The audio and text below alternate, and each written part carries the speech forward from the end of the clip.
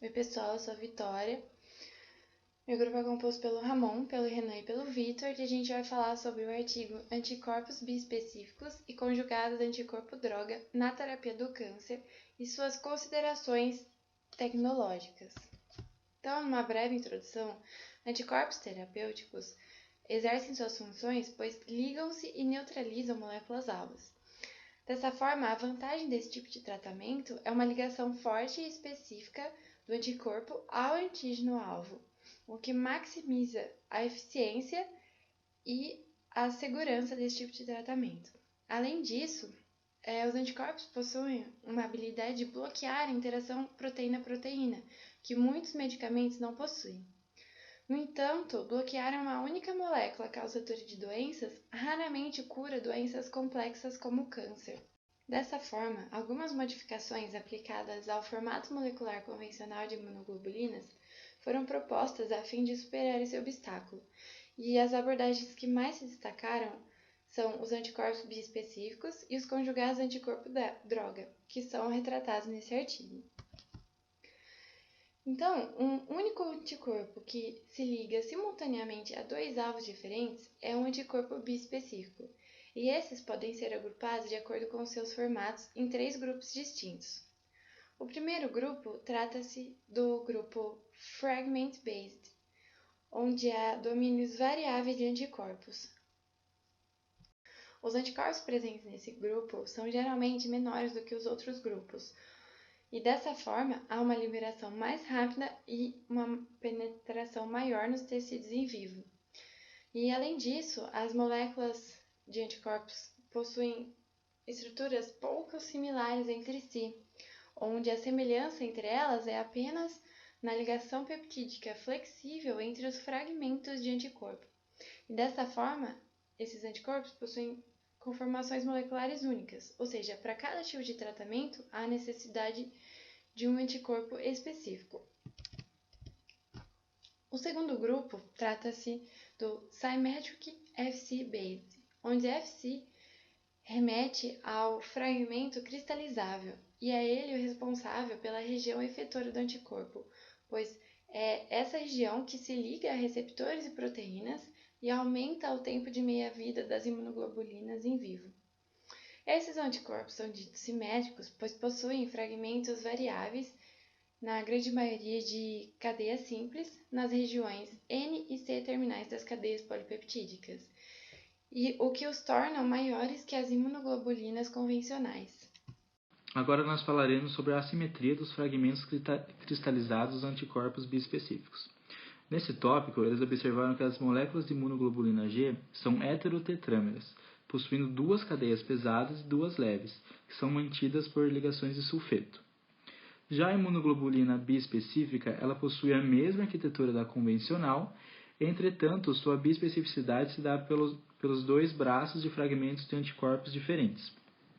Além disso, nesse mesmo tópico, eles comentam sobre as duas formas de produzir moléculas biespecíficas, sendo a primeira a geração de quadromas, o qual tem um rendimento relativamente baixo comparado à segunda, que é de 12,5% de moléculas biespecíficas, e, como eu disse, a segunda, a cross-mab, onde seu processo se dá pela inserção de duas moléculas de imunoglobulina monoespecíficas, cada uma com diferente especificidade do antígeno e com uma mutação, o qual, após seu processo, a gente consegue um rendimento maior, se comparado à primeira, que é de aproximadamente 95% de moléculas biespecíficas.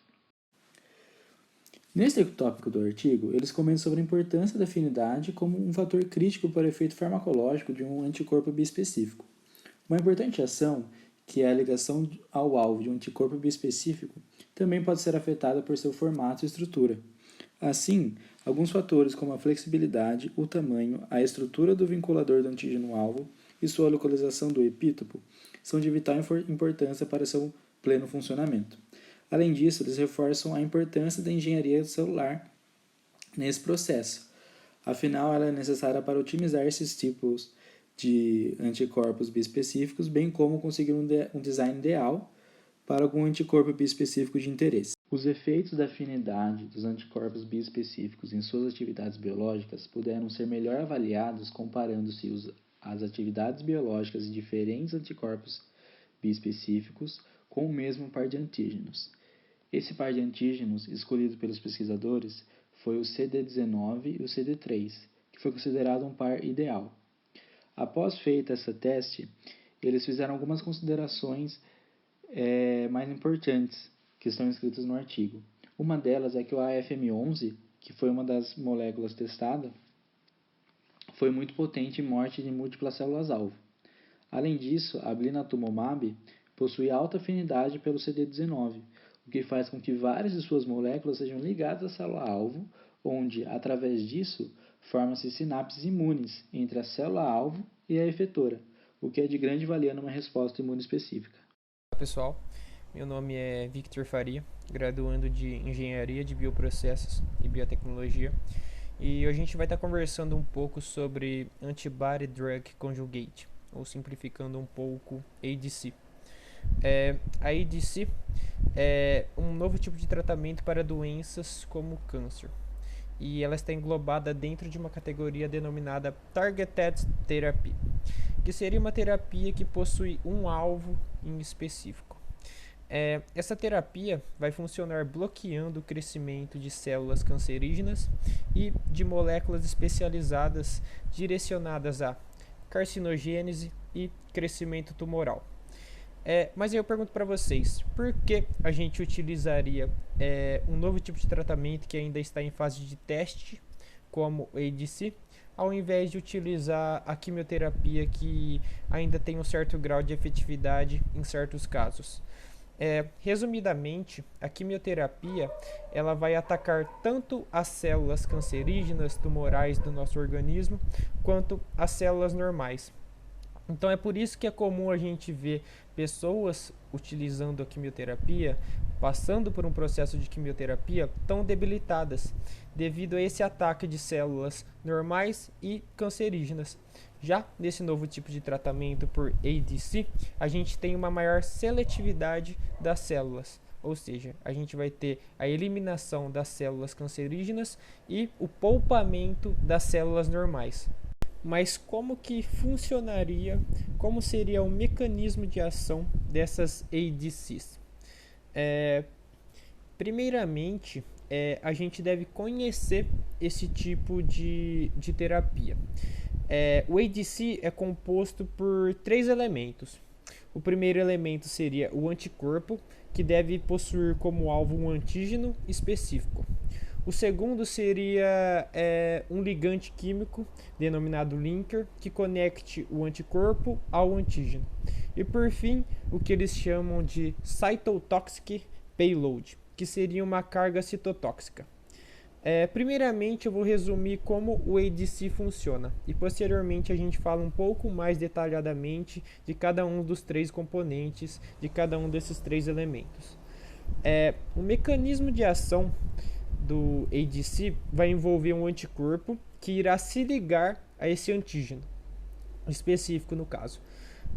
Este antígeno vai estar localizado na superfície celular da célula cancerígena e posteriormente ocorrerá uma reação bioquímica entre o anticorpo e o antígeno que irá desencadear um sinal na célula tumoral que resultará na absorção do conjunto anticorpo-antígeno e posteriormente, junto com o anticorpo, haverá uma carga citotóxica que será responsável pela morte da célula cancerígena.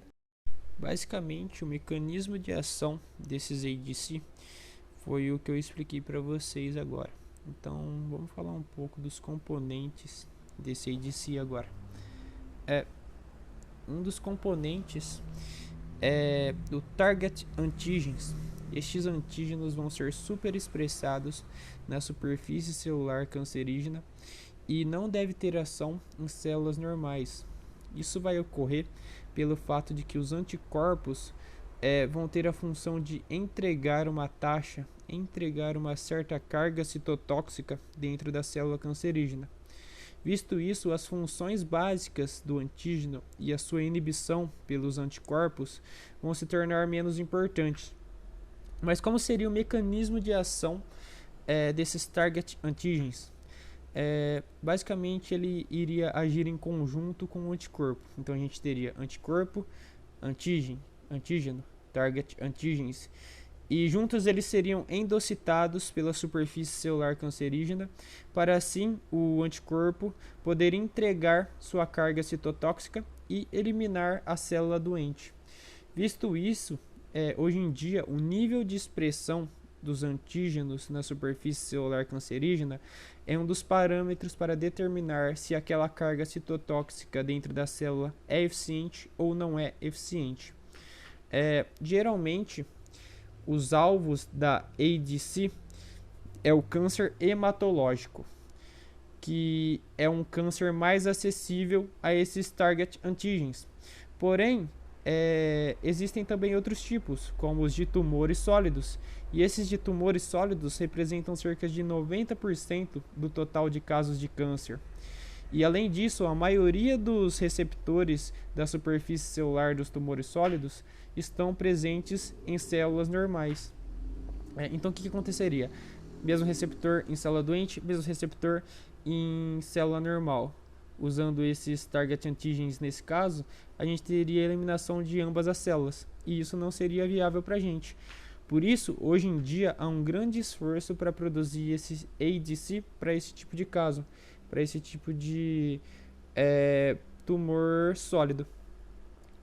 Um dos target antígenos utilizados hoje em dia é o CD33, que está presente no tratamento de leucemia mieloide.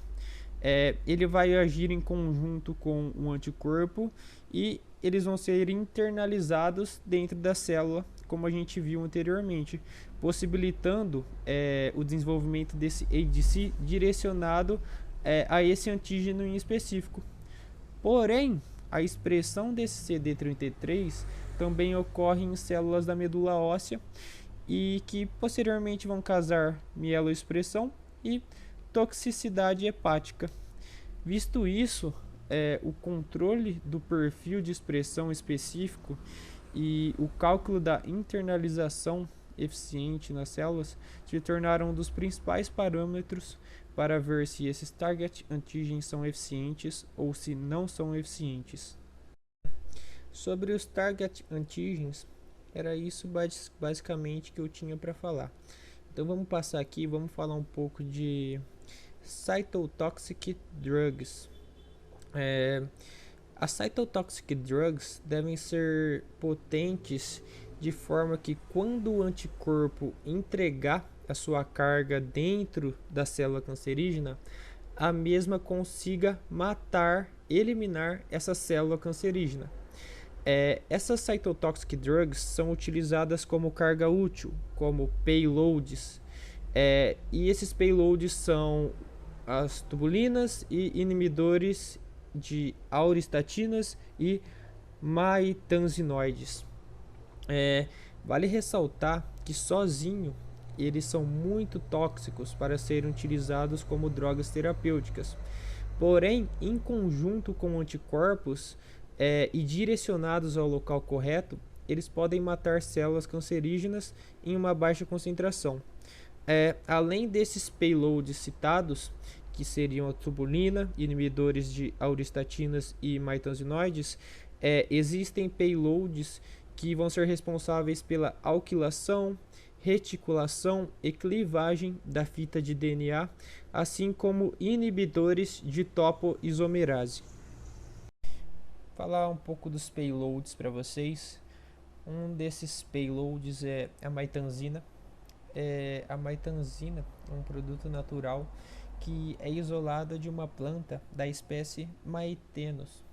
Esse produto vai ser responsável por inibir as interações longitudinais da tubulina nos microtúbulos e pela sua ligação, a ligação da risoxina, em 72 horas, esses componentes, esses produtos vão induzir a morte celular, ou seja, vão induzir a morte da célula cancerígena.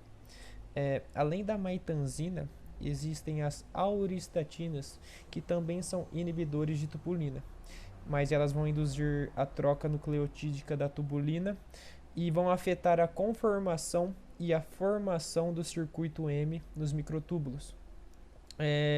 Além das maytansinas e das auristatinas, existem os PBDS, que são compostos naturais, antitumorais e antibióticos que vão agir no sulco negativo da dupla hélice de DNA para formar uma ligação covalente e substituir o grupo amino da base da guanina. Todas essas ações vão ser responsáveis pela morte celular, pela morte da célula cancerígena. Porém, para a seleção desses payloads, não somente a carga citotóxica é levada em consideração, mas também outros parâmetros vão ser levados em considerações, que vai ser a química da conjugação, a estrutura do ligante e as propriedades químicas, físicas e biológicas. Sobre cytotoxic drugs, era isso que eu tinha para falar para vocês. Agora quem vai falar com vocês é o Renan, e ele vai falar um pouco sobre os ligantes. Valeu! Ok, então, como ressaltou o Victor, outro componente fundamental do ADC são os linkers.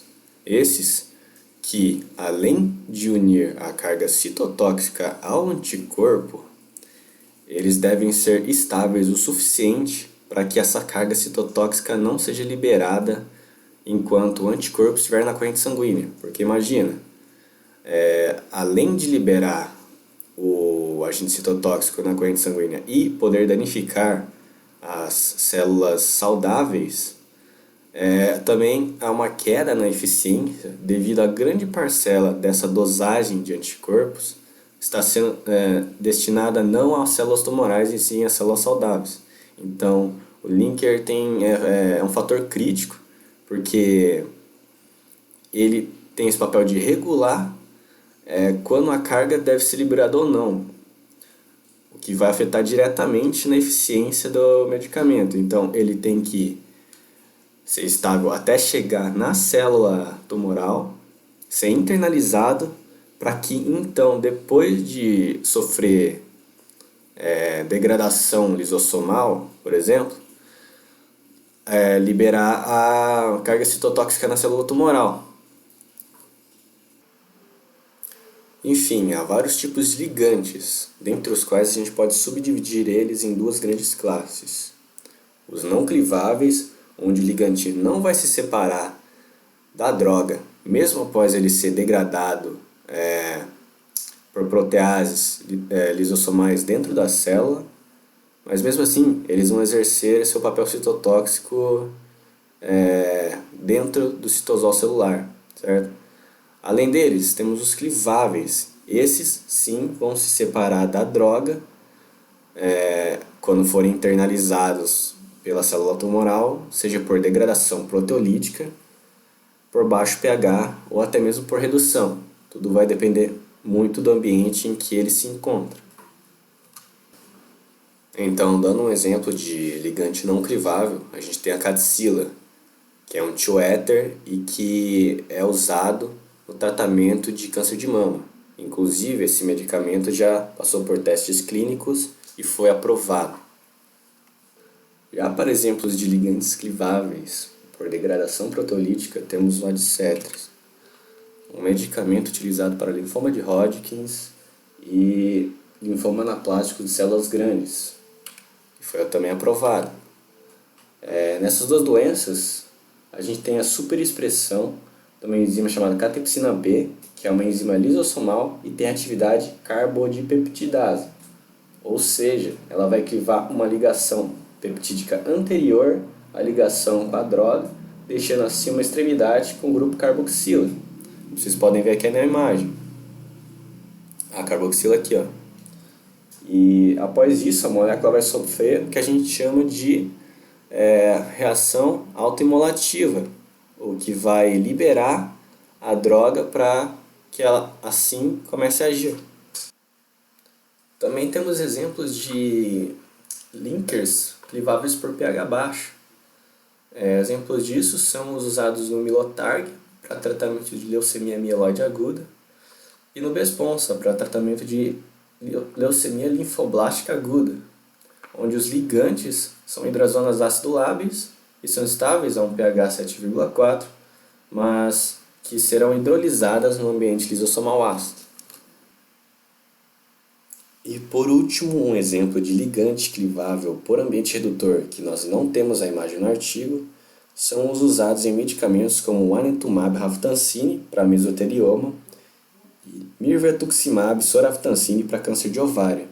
Ambos eles têm uma ligação de sulfeto, da qual, quando o anticorpo ser internalizado, sofrer degradação proteolítica e liberar esse ligante e a droga, essas ligações de sulfetos vão ser reduzidas pelas glutationas.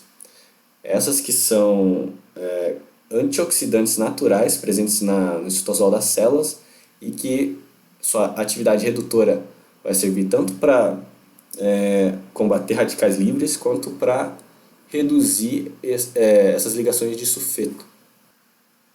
Enfim, pessoal, é isso que eu tinha para dizer sobre os ligantes, certo? E quanto às observações finais, quanto a esse tipo de tratamento, é que eles são muito promissores, já que eles são bastante específicos e também servem de alternativa à quimioterapia, como o Victor disse, que acaba por afetar bastante células saudáveis, o que prejudica a qualidade de vida da pessoa, certo? E também vale citar que estudos recentes já testaram a coadministração do anticorpo bioespecífico e o ADC. E eles também reportaram um melhoramento drástico na citotoxicidade do ADC, certo? E uma conclusão que a gente pode ter sobre esse artigo é que, como engenheiros de bioprocessos, a gente pode entrar no desenvolvimento desse tipo de tratamentos. Como vocês puderam perceber, o desenvolvimento desse tipo de tratamento ele é uma coisa bastante multidisciplinar, certo? Das quais essas disciplinas, grande parte, a gente cobre no nosso curso de graduação. Como, por exemplo, imunologia, farmacologia, bioquímica, química orgânica e, claro, cultivo celular para a produção de anticorpos monoclonais. E acho que é esse o ponto que a professora queria mostrar para a gente com o artigo. E é isso. Até mais.